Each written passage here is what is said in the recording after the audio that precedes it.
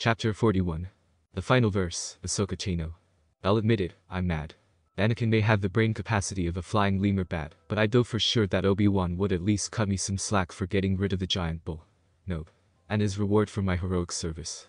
Grounded. Seriously. Okay, so maybe my tale of the events wasn't exactly accurate, but I so totally let that thing into the lava flow. 100%. Not even lying. Anyway, I was laying on my bed staring up at the ceiling, and pondering how exactly I was going to get my revenge on a certain force-wielding guardian/chosen one, and had settled on the idea of dunking his head in something gooey and extremely difficult to get off when I heard a knock on the door. And it was from Obi-Wan, not Anakin. Bummer. Come in, I yell without bothering to tear my gaze away from the ceiling. I didn't need another lecture on decorum, thank you very much.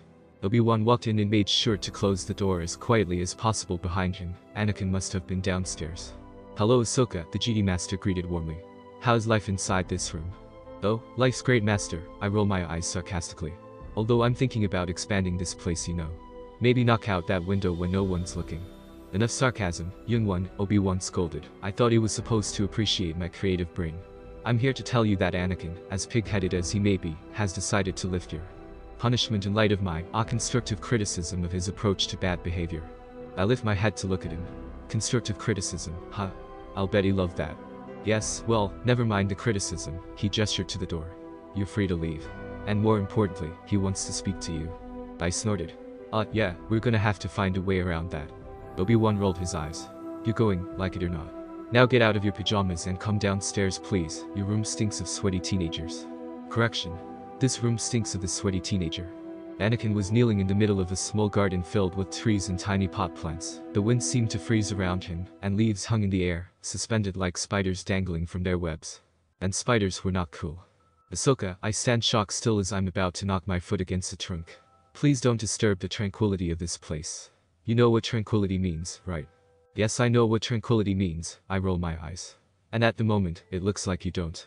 I thought meditating was one of your strong suits. Not with you around, it isn't. He opened his eyes to glare at me in irritation. You know, I don't think I've been able to go back to my everyday carefree personality since you came racing into my room at the temple. There I was attempting to be civil to the people who captured me, and what happens? Bang. Youngling in the room. Oh yeah. I cross my arms defiantly. Well, if you don't want me, maybe you should send me back. He chuckles. Don't tempt me, snips. We need to talk. The wind unfreezes then and leaves blow all across the garden. Anakin's focus must have kept them in place, but now that I've showed up it's pretty obvious that his focus has been interrupted by stone cold irritation. A real confidence builder that.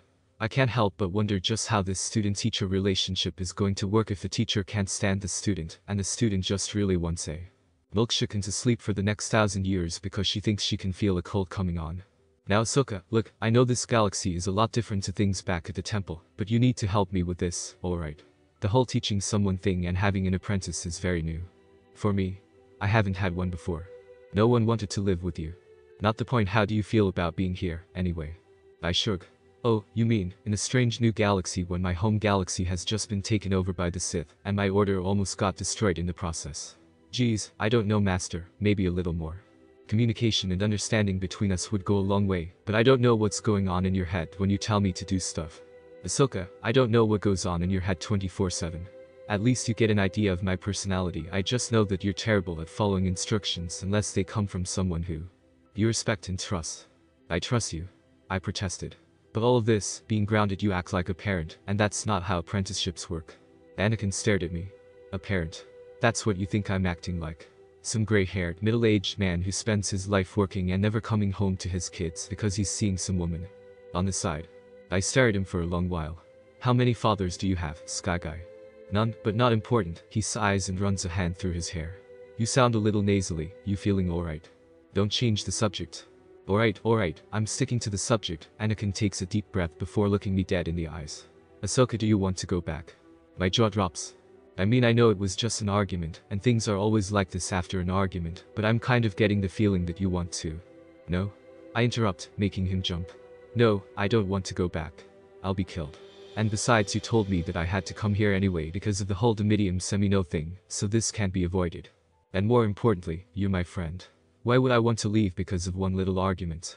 Anakin raises his eyebrows. I just assumed that because of a... Don't assume anything. Assumption is the root of all evil. He nods slowly. Assumption is the weight. What? Have you been getting wiser since you got here? I like to think you're rubbing off on me. Don't get cheesy on me, Snips. He smirks. I grin and am momentarily distracted by the leaves again, one of which blows across my eyes and demands my attention. It's golden brown and blows in a circle like a miniature whirlwind of autumn, and I watch it for a few moments more before turning back to Anakin. So I hold out my hand. Friends for life. He smiles and reaches out to clasp it in his own. You got it, Snips, friends for life. Finn.